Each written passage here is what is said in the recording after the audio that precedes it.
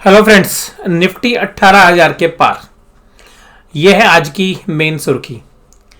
और सुर्खियां क्या हैं वो इसके भी बाहर अगर हम देखने की कोशिश करें तो मैं पिछले कुछ दिनों से एक चर्चा आपके साथ कर रहा हूं कि यूएस मार्केट के अंदर रेट ऑफ इंटरेस्ट अगर बढ़ते हैं, बॉन्ड यील्ड बढ़ते हैं, तो जो 10 ईयर के बॉन्ड यील्ड है वो 1.78% के आसपास जो है चले गए हैं, जिसकी बदौलत जो है यूएस के बाज़ारों में आज थोड़ी सी आपको कमजोरी देखने के लिए मिल रही है। और अगर मैं यूएस के बाज़ारों के बारे में आपसे बात करूं तो डाउ जोन्स करीबन 1.28% की कमजोरी के साथ काम कर रहा है, S&P 500 1.62% की कमजोरी के साथ काम कर रहा है, नेस्डेक तकरीबन 2% की कमजोरी के साथ काम कर रहा है।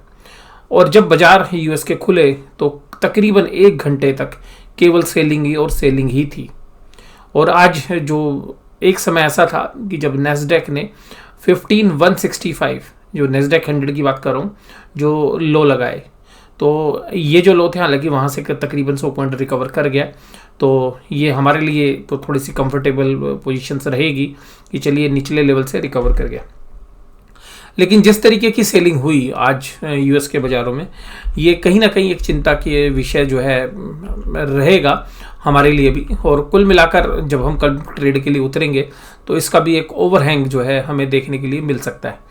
तो मैं ये तो नहीं कहूँगा कि 100% मिलेगा ज़रूर से ज़रूर, लेकिन जो रेट ऑफ इंटरेस्ट का इम्पैक्ट यूएस के बाज़ारों में हो रहा है उससे हमारे को एक चीज़ समझ लेनी पड़ेगी कि जो इन्फ्लेशन है वो पूरे वर्ल्ड वाइड जो है छाई हुई है। चाहे स्टील के प्राइस देखिएगा, चाहे इवन अब तो क्रूड ऑयल के प्राइस भी देखिएगा, या इवन जो बाकी कमोडिटीज़ उनके प्राइस देखिएगा, तो उसके जो असर हैं उसकी वजह से जो टेपरिंग है यूएस के अंदर वो स्टार्ट हो जाएगी, जिसकी वजह से लिक्विडिटी कम हो जाएगी, जिसकी बदौलत यूएस के बाज़ारों में कमजोरी देखने के लिए मिल रही है। और देखिएगा हमारे पास सबसे अच्छा स्पेस यही था कि यूएस ने करेंसी नोट छापे, तो हमारे को एक कंफर्ट था जब हम कोविड की फर्स्ट वेव में थे कि चलो हम भी नोट छाप लेते हैं। तो वो क्या हुआ कि वर्ल्ड के सभी कंट्रीज़ ने नोट छापे, तो उसकी बदौलत हुआ तो क्या हुआ ये कि सबके पास पैसा आ गया। लेकिन पैसा पूंजीपतियों के पास, या जो कैपिटलिस्ट इकोनॉमी होती है, तो आपको पता है कि जितनी भी असेट्स थी उन सब की वैल्यू बढ़ गई, चाहे वो आपके घर थे, मकान थे, शेयर्स थे, या बाकी कोई भी जो असेट्स थी उन सब की वैल्यू बढ़ गई। और रेट ऑफ इंटरेस्ट जो है सरकारों ने कम रखे हुए थे। अब उसकी बदौलत हुआ क्या कि रेट ऑफ इंटरेस्ट कम, महंगाई ज़्यादा। तो अब महंगाई क्या है कि ज़्यादा होने की वजह से जो गरीब है वो बेचारा और गरीब होता हुआ चला गया, और जो अमीर है वो और अमीर होता हुआ चला गया। तो क्योंकि सभी असेट्स क्लास की वैल्यू बढ़ गई और जो भी असेट्स आपके पास हैं तो उनकी वैल्यू तो बढ़नी थी। अब सरकारों को इसके बारे में जो है अपने डिसीजन के बारे में दोबारा से सोचना पड़ा यूएस के बाज़ारों में भी। इसीलिए देखिएगा वो अभी और करेंसी नोट छापने में जो तेज़ी बनाए हुए थे उसको कम कर सकते हैं। तो जिसकी बदौलत यूएस के अंदर जो बॉन्ड यील्ड है वो तेज़ी से बढ़ रही है, जिसका असर यूएस के बाज़ारों में है।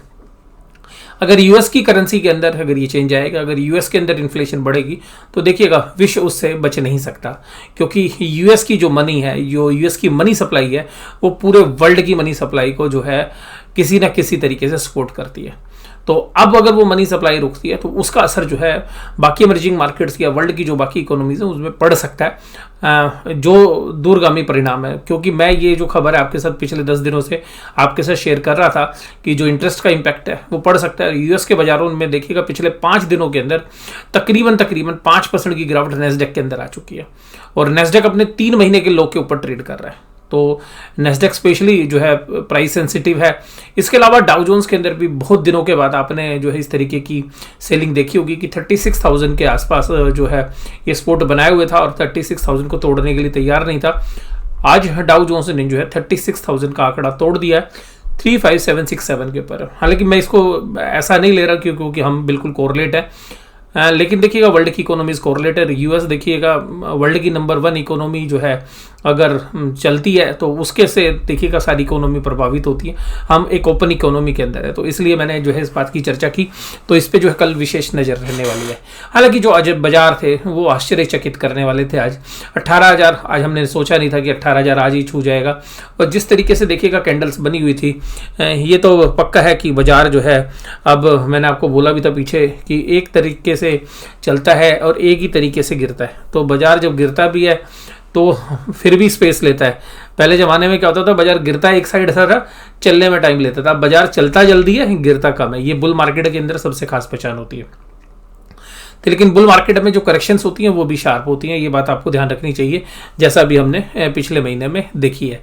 तो हम एक अच्छी शार्प करेक्शन के बाद अब एक अच्छा राइज जो है बुल मार्केट के अंदर कर रहे थे, लेकिन अब ये जो राइज है ये कभी कभी जो है एक डाउट भी क्रिएट करता है कि विदाउट एनी बेस जो है जब इस तरीके की रैली होती है तो जनरली जो शॉर्ट्स जो ट्रेडर्स हैं उनको ख़त्म किया जाता है। तो जो शॉर्ट्स के ट्रेडर्स थे वो जनरली ज़्यादा से ज़्यादा लोगों की जो शॉर्ट्स के जो सौदे थे वो 18,000 के ऊपर स्टॉप लॉस थे, तो आज जो है सबके स्टॉप लॉस कट गए होंगे। और इसी तरीके से बैंक निफ्टी के अंदर भी देखिएगा 38,000 का आंकड़ा जो है पार कर गया, तो अल्टीमेटली स्टॉप लॉस कट गए। अब शायद जिन लोगों ने स्टॉप लॉस कटवाए हैं वही अपना माल अब बेचेंगे, तो उन्होंने शायद सस्ते रेट में पुट खरीद ली होंगी अब, और जो भी तेजी करने वाले लोग थे वो बहुत जल्दी ही जो है अपना माल बेच के निकल गए होंगे, लेकिन मंदी करने वाले अभी तक फंसे हुए थे। तो इंस्टीट्यूशंस जो है वो इसी तरीके से काम करते हैं, इसीलिए हम लोग बोलते भी है रिटेल इन्वेस्टर्स को भी कि जब वो अपना प्रॉफिट काटते हैं तो थोड़ा सा काटते हैं, और जब लॉस लेने की बारी आती है तो पूरा लॉस लेते हैं। तो जनरली लॉन्ग टर्म जो इन्वेस्टर्स होते हैं वो इस मामले में सबसे ज़्यादा फायदे में रहते हैं, क्योंकि जो लंबे समय तक बाजार में बैठा रहता है तो उसको बाजार की गिरावट भी पूरी मिलती है और उसको तेजी भी पूरी मिलती है। तो इस समय पर बाजार बहुत अच्छी तेजी कर चुका है, तो बहुत सारे जो स्मार्ट प्लेयर्स हैं वो बाजार के अंदर ऊपरी लेवल्स पर जो है एग्जिट करने का भी जो है प्लान करेंगे, और कुल मिलाकर जो बाजार के अंदर नए हैं वो शायद इस तरीके की स्ट्रेटेजी को ना फॉलो करें, लेकिन जो पुराने इन्वेस्टर्स हैं जो 15-20 साल से काम कर रहे हैं वो धीरे धीरे से अपनी पोजीशंस को हल्की कर लेते हैं, जो केवल डिलीवरी में काम करते हैं। तो Infosys, ICICI bank, HDFC, Titan या L&T जैसी जो कंपनियां हैं वो आज तेजी के साथ बेशुमार तेजी थी, और आज हम TCS से उम्मीद कर रहे थे कि एक अच्छा जो है शेयर्स आज रनअप करेगा, लेकिन TCS अपने 52 वीक हाई के आसपास अटका आज, और फिर इतनी अच्छी तेजी नहीं कर पाया जिसकी हम उम्मीद कर रहे थे। Wipro, Nestle, Divi's Lab, Asian Paints और HUL ये कमजोरी के साथ काम कर रहे थे। तो आज बैंकिंग स्टॉक्स में भयंकर तेजी थी और लीड कर रहा था ICICI bank. Advance decline ratio बहुत ही मजबूत था, 1398 के एडवांसेस थे। UPL, Titan, Hero Moto, Maruti Suzuki, Tata Motors, L&T, SBI, HDFC ये सब तेजी के साथ काम कर रहे थे। आज ऑटो को पकड़ा था, ऑपरेटर ने आज कहा कि देखिए यार ऑटो ओवरसोल्ड है, ऑटो को पकड़ लो, तो ऑटो आज जो है तेजी कर रहा था। बैंकों में पिछले महीने बहुत जबरदस्त तरीके से जो है पिटाई हुई थी, तो वो सारी पिटाई जो है लगभग ख़त्म हो गई है। अब बाजार जो है ओवरबोट सिचुएशंस के अंदर बैंक निफ्टी आ गया है। तो कुल मिलाकर हमें भी आज उम्मीद थी कि बैंक निफ्टी जो है 38,100-200 के आसपास जब बाजार जाएगा तो वहाँ पे सेलिंग प्रेशर झेलना चाहिए और वहाँ पे एक रेजिस्टेंस मिलना चाहिए। दिन भर रेजिस्टेंस मिला भी, लेकिन लास्ट के जो है 1 घंटे के अंदर वो सब रेजिस्टेंस को पार करते हुए और बैंक निफ्टी जो है 38,400 की तरफ जो है बढ़ता हुआ नजर आया। हालांकि 38,400 से थोड़ा सा नीचे 34,350 पर जो है क्लोजिंग थी। और ये जो है आज का बैंक निफ्टी, तो बैंक निफ्टी देखिएगा एक बार दिन में 12 बजे के आसपास एक थोड़ा सा डिप देता है और एक सुबह देता है 9:30 बजे के आसपास, और उसके बाद दिन भर जो है बैंक निफ्टी आज तेजी के साथ काम कर रहा था। और सिमिलर चार्ट जो है आपको बैंक निफ्टी के भी मिलेगा, जिस तरीके से एक तरफा गिर रहे थे अब एक तरफा बढ़ रहे हैं। तो ये जो तेजी है, जनरली जो तेजी के सौदे बने होते हैं तो तेजी में बाजार चल रहा था। तो अब बाजार ये नहीं है कर टाइम नहीं बिताता है बाजार। देखिएगा जैसे पहले क्या होता था, कंसोलिडेट होकर चलता था, लेकिन अब बाजार पिछले 3 महीनों से क्या है, मशीन ट्रेड में फंसा हुआ है। मशीनें उन्हें जिधर सौदे लगा रखे हैं मशीन उधर ही सौदे सारे डालती रहती है, और जो भी चाहे वो तेजी हो चाहे मंदी हो वो एक तरफा चल रही है आज की डेट में। तो अब देखना पड़ेगा कि कल बाजार किस तरीके से रहते हैं। तो हालांकि जो क्लोजिंग हुई है वो तो काफ़ी जबरदस्त हुई है, यानी कि एक बुलिश क्लोजिंग हुई है निफ्टी बैंक की भी और निफ्टी की भी, दोनों अहम लेवल के ऊपर क्लोज हुए हैं। तो एक अच्छी खासी तेजी जो है हम उम्मीद कर सकते थे, लेकिन हो सकता है कि जो यूएस का असर है वो हो सकता है थोड़ा सा देखने के लिए मिले। तो भी फिर मैं आपको यही बोलूँगा कि अगर निफ्टी बैंक के अंदर कोई भी जो कमजोरी आएगी और वो आपको आएगी, आज का लो पकड़ लीजिए आप 37,929 आज का जो लो है, यानी कि जहाँ पे आज का ओपनिंग प्राइस है, इसके ऊपर जब तक बाजार चलेंगे शायद तेजी ही रहेगी।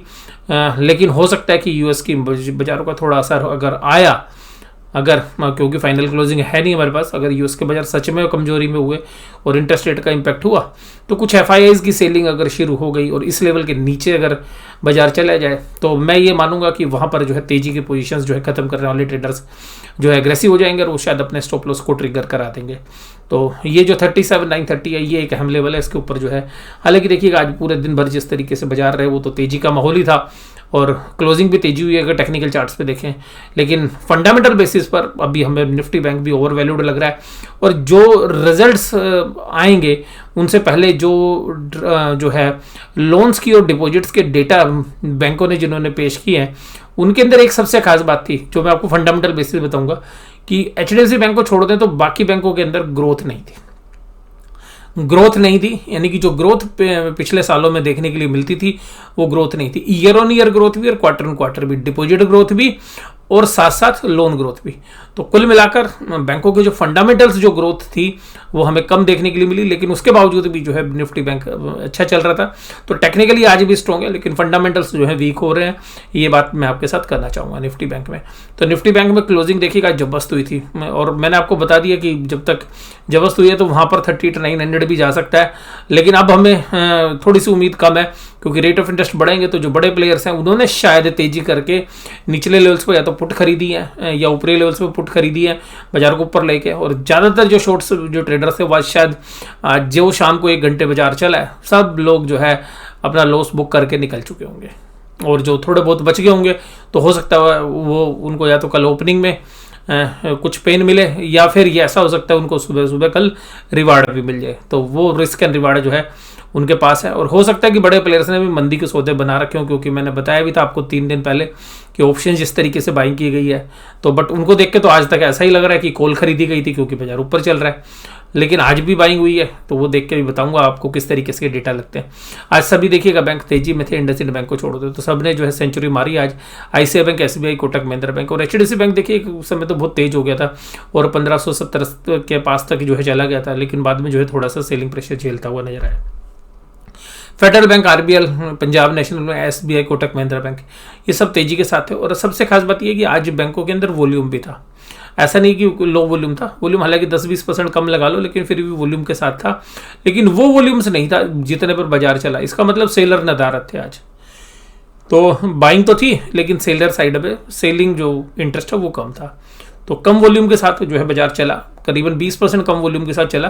हालांकि स्मॉल कैप के जो बैंक्स हैं जो बैंक निफ्टी में है जो मिड के साइज के हैं, federal bank, RBL bank, Punjab national bank, इनमें अच्छा वॉल्यूम था। आज के डेटा क्या थे? एफआई देखिएगा 124 करोड़ की सेलिंग करेगा तो बहुत मामूली सी सेलिंग है। डीआईएस की बाइंग है 481 करोड़ की। इतना कम इंटरेस्ट होने के बावजूद भी बाजार इतना अच्छा कर रहा है, इसका मतलब है कि हमारे एचएनआई इन्वेस्टर्स ने जो है बाजार को खींचा है आज। तो एचएनआई इन्वेस्टर्स ने जो है बाजार को आज खींचा है, ये तो जो है साफ साफ नजर आ गया, क्योंकि इनके जो बाइंग के डेटा है वो इतने मजबूत नहीं है जितना बाजार मजबूत है। तो हमारे मिस्टर इंडिया ने आज बाजार चलाया है। उसके अलावा देखिएगा इंडेक्स में जो है 538 करोड़ की सेलिंग की है, और आज इंडेक्स की ऑप्शंस भी इन्होंने खरीदी हैं 2242 करोड़ की। तो इसके साथ साथ अगर हम स्टॉक के अंदर देखें तो स्टॉक फीचर्स काफ़ी समय के बाद जो है एफआईज ने बाय किया है, तो ये थोड़ा सा कंफर्टेबल लग रहा था कि उन्होंने जो अपने शायद शॉर्ट्स जो है कवर कर लिए, यानी कि जो उनके स्टॉक फीचर्स में लॉस हो रहे थे तो वो शायद उन्होंने आज कवर किए हैं। और इसके अलावा ये चर्चा मैं आपके साथ कर चुका हूँ। आज मैंने ऑप्शन चेन के डेटा आपके साथ कवर नहीं कर रहा हूँ क्योंकि ऑप्शन चेन में ऐसा कुछ विशेष था नहीं आज, और पुट कॉल रेशो के जो डेटाज हैं वो भी न्यूट्रल हैं, तो उनसे भी कोई जो है इंडिकेशंस नहीं था, तो दोनों चार्ट्स आज मैंने आपके साथ डिस्कस नहीं किया। तो ये जो इन्फॉर्मेशन मैंने आज आपके साथ शेयर की है, इससे देखिएगा 2 व्यू निकलते हैं। अगर आज की हमारे बाज़ारों की क्लोजिंग देखो आप तो बहुत ही बेहतरीन है। पहली बात यानी कि 18,000 के अहम लेवल को तोड़कर बाजार निफ्टी बंद हुआ है। इसी तरीके से बैंक निफ्टी 38,000 के ऊपर बंद हुआ है। दोनों क्लोजिंग स्ट्रॉन्ग है, पहला पॉइंट। तो टेक्निकल चार्ट्स पे बड़ा पॉजिटिव है। एफआईआईज और डीआईज के डेटा मिले जुले हैं, कोई कैश के अंदर कोई बहुत जबरदस्त बाइंग नहीं है, न्यूट्रल टू नेगेटिव डेटा है, लेकिन उसके बावजूद भी बाजार दोनों मजबूती के साथ बंद हुए। तीसरी बात कि ये तेजी आई कहाँ से, इसका मतलब ये कि जो हमारे एचएनआई इन्वेस्टर्स हैं, जो मिस्टर इंडिया है, उसने एक जबरदस्त बाइंग जो है की है बाजारों के अंदर। तो ये 3 व्यू जो है हमारे निकलते हैं, और आज की जो चर्चा मैं यहीं पे समाप्त करता हूँ। वीडियो देखने के धन्यवाद। Thank you very much.